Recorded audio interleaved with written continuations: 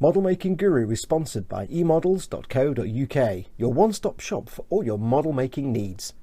emodels.co.uk. Make something awesome.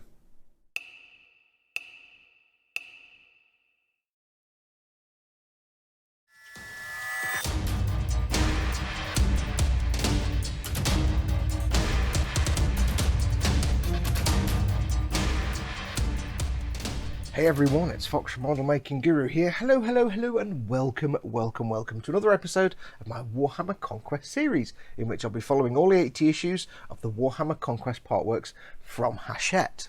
Now, the eagle-eyed amongst you will have noticed that we haven't done many of these videos lately, and that's purely because I'm working on things like the Sazabi and the Perfect Grade Millennium Falcon, and they're taking precedent right now, so the Conquest stuff has gone on the back burner a little bit, but it will be back. However, each month these things keep piling up into big piles in my front room, as piles are normally made of things piling up.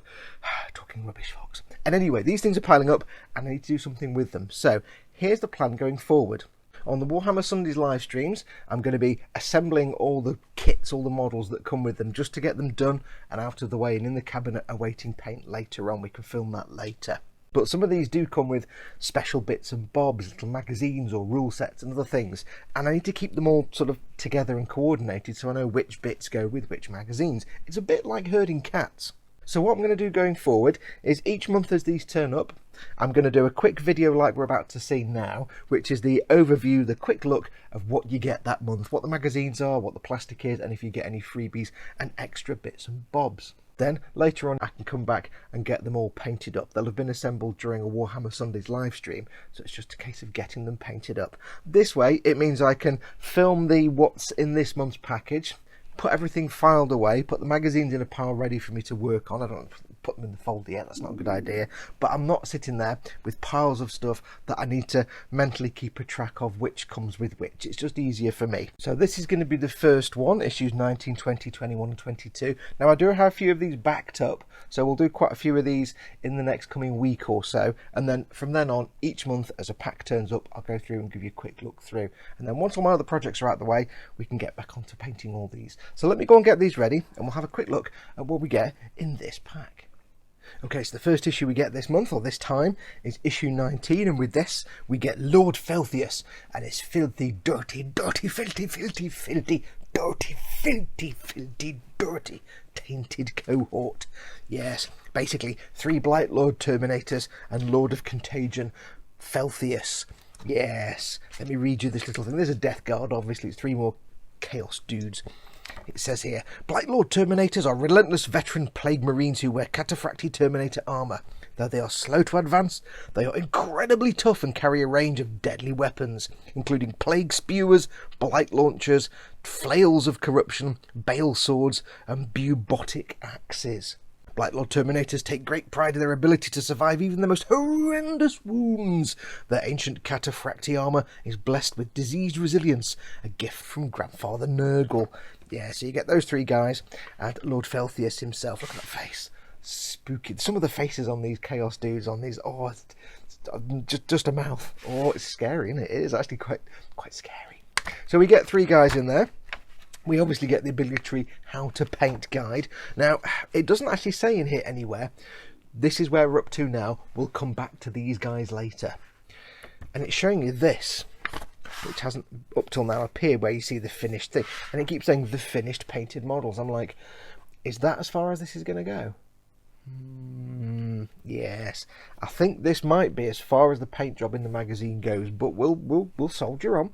What I'm going to do, like I've said before, is for most of these I'll just follow the magazine. For some of them I will actually paint them properly and do special episodes, but for most of them I'll paint them as the magazine suggests, and then later when we've got all 80 issues and everything's been built and painted up, what I'm going to do is go back and take all the ones that have been painted as the magazine says and repaint them completely. It'll give me lots and lots and lots of content for you over the next probably 2 or 3 years. So that's what we're going to do. So they may come out just looking like that, and that might be it, but don't worry, we'll come back to them. There is of course more gameplay stuff. It's telling you about teleport strikes. These are characters that can pop into a battle halfway through. There you go, and go, ha, you're toast now, Sonny Jim, my lad. So, and you've got some more of the stat cards for those guys. So that is issue 19. issue 20 is, of course, completely invisible. It's there, I can read it, because I've got special glasses. Now, issue 20 is just another Munitorum container, some barrels and some ammo crates, which I've already separated out to do a proper how to paint video with all the barrels and crates and big shipping containers. So I don't have issue 20 here, it's all split apart and in my folder, but issue 20 is more crates, barrels and ammo containers. Next up we have issue 21, which is more Reavers. Now we've already built these, it's the same figures. I'm pretty sure, I can't remember off the top of my head, but I'm pretty sure these are exactly the same 3 figures we've done before. So it's talking a bit more about factions, a bit more about Hellblaster war gear, more fluff, worlds of the Imperium. The Imperium is vast beyond measure and filled with millions, if not billions of planets. While many of these worlds are not habitable, human settlers have made their homes on a wide range of worlds. Some are well connected to the Imperium and others are isolated by huge distances. Yes, lots of fluff. And now we get some fluff on Mortarion, who's one of the Primarchs, a demon Primarch of Chaos, of Nurgle. And I've got the model for this I need to paint. It's a brilliant, big, massive thing with wings. It's really nice. Then we have more how to build the Reavers, which you'll have seen before, and how to paint the Reavers, which you'll have seen before. And it's doing this thing again. Now, I don't know if it says we're going to come back to the... Oh, no, it does say here, we will return to these models in further issues to continue painting them. So there's hope. There's more to do on these guys. I really hope so, because the blue armour needs some work. Again, if there isn't, no biggie. We'll come back when the series is over and we'll repaint everything. It's going to take me a while. Then we have some more gameplay. Now in this episode, or in this issue, we actually get some extras which I'll show you in a bit, but we get the core rules. Up until now you've been using all the rules in the magazines. The core rules mean you can now just use that card, so that's kind of handy. And then that's the blurb for issue 21. Key to the door, 21. Yeah, if you're outside the UK you won't get that. Next. And lastly we have issue 22, which is light on plastic this month. In this one you get a basing paint, a terrain or texture paint, and it's going to show you how to base your miniatures. So in this one we have lots more fluff as always. We have some background information on the Astartes Codex. The Space Marines are the Adeptus Astartes, and the Codex is the sort of rules of being a Space Marine set up by Robert Gulliman, who's one of the Primarchs of the Emperor. We have some blurb of the Chronicles of Virulence. For 10,000 years the Death Guard have mercilessly slaughtered the servants of the false emperor. The false emperor, of course, being the emperor of mankind. They have spread plague and sickness across the stars and wear their enemies down with relentless determination.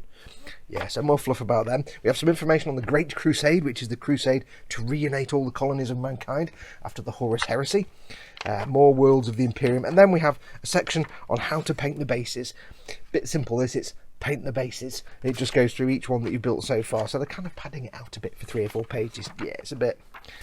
That's how many we should have so far. Check out your army. Look at the army on that. Oh yeah.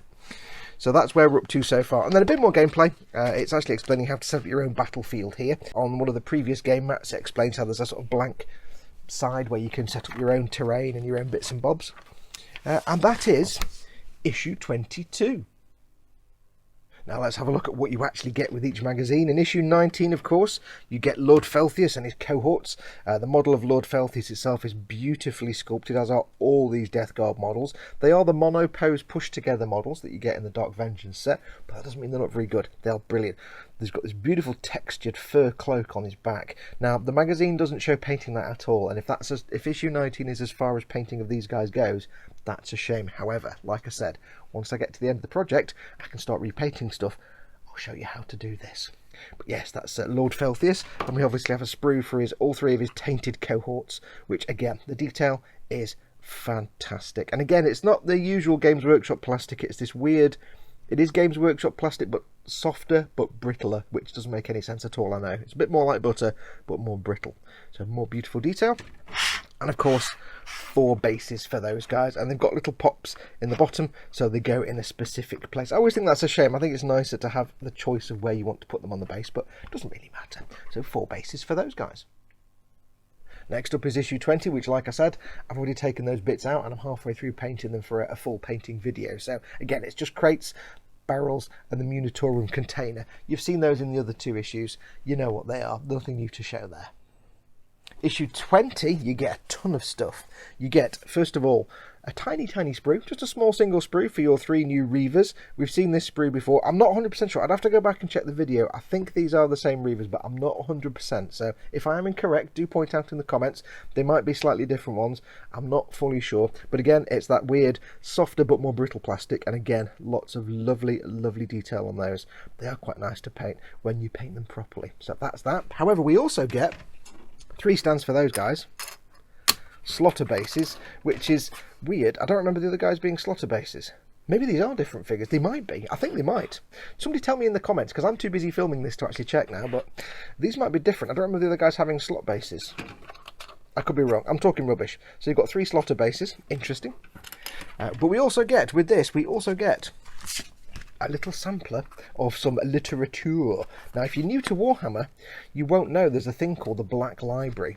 And Games Workshop have this massive library of fiction all around the lore and the stories of both Warhammer 40,000 and their fantasy equivalent, which is Warhammer Age of Sigmar. There's this massive collection of books, audio books, loads of stuff, big, thick, weighty, hardback tomes, and there's some fantastic fiction in there. Lots and lots of authors, like Chris Wright and Dan Abnett and loads of others. If you're ever if you like reading and you like the lore in Warhammer, do go and check out the Black Library. It's on the Games Workshop website. Go and check it out. But you get a free sample chapter from the Lords of Silence, which I assume is about Lord Felthius and his filthy cohorts.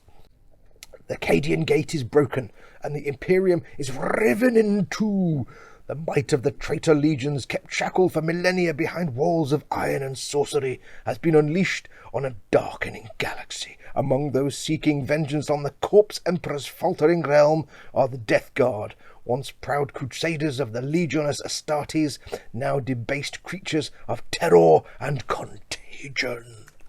I can't really do my proper deep narrator voice because my microphone will clip, but yeah, it's good stuff. It's all good. Go and read, go and have a look at the Black Library on the Games Workshop website. And then last of all, we have, what I mentioned earlier on, the core rules. Now, up to now, you've been using the stuff that comes in the magazine, little tutorials.